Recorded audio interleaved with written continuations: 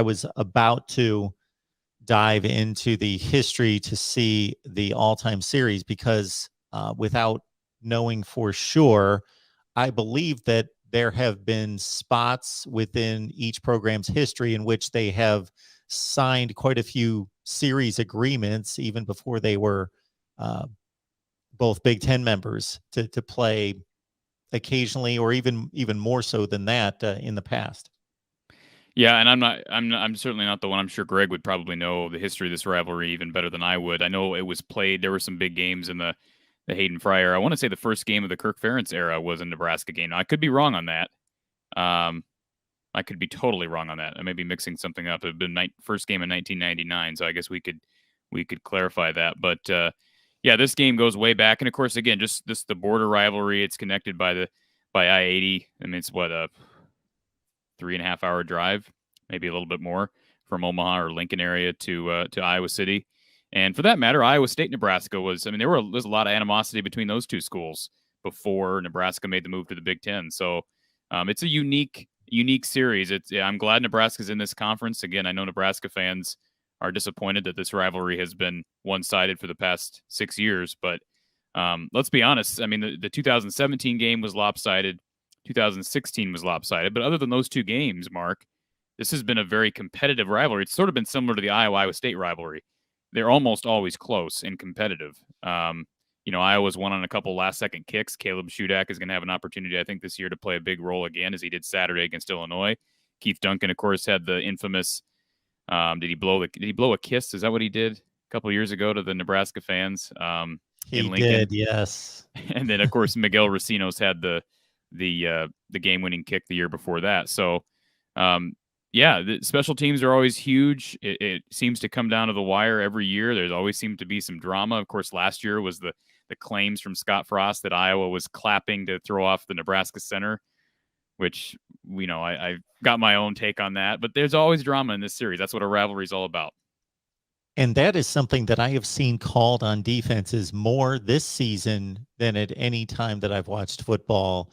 I would say 5 or 6 times in watching various games. It hasn't been isolated to one conference or one particular set of officials, I don't think, that have called the clapping by the opposition on defense to break up the snap count. And so you're saying it's been. I mean, I haven't seen it. You're saying it's been called on defensive players. There's actually been a penalty for that. Yes, because if you'll recall, Scott Frost accused the Iowa sideline of doing that. So it was sort of an odd. I understand. In fact, it was called against Davion Nixon a couple times early last season.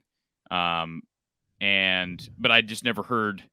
I'd never heard a coaching staff be accused of that before. So it was sort of odd. And I know Kirk's press conference after the Nebraska game, he was pretty witty about it as well.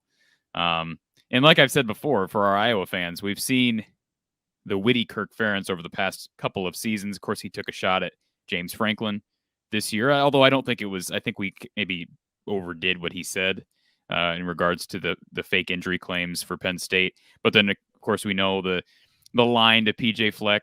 We decided to take Floyd with us and leave the timeouts here. That was last year, and then the discussion on the clapping last year. So.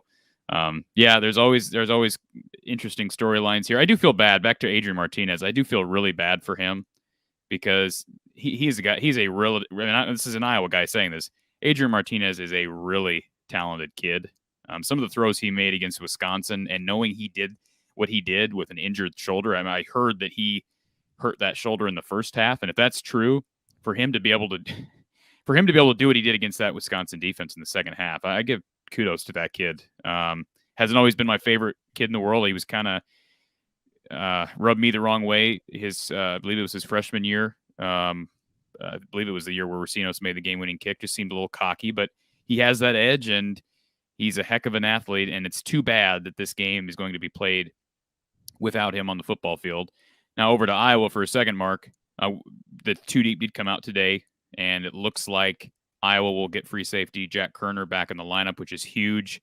Quinn Schulte played in his place on Saturday, played admirably, but they need Kerner back there in the secondary. He's been huge. Matt Hankins, it doesn't look like he's going to play. Kirk was pretty negative about his prospects for this Friday, so looks like Hankins is out. And we still don't see Terry Roberts in the 2 deep. And that might be the biggest key because Ferentz acted like Terry could play on Friday. If he does, that would be just massive for the secondary because Iowa needs some experience. And Jamari Harris has been okay, but he's also gotten burned a couple times, as has Riley Moss. And you're not going to get Hankins back there. I think Terry Roberts may be your most complete corner. So his health over the next 3 or 4 days in a shortened week will be huge.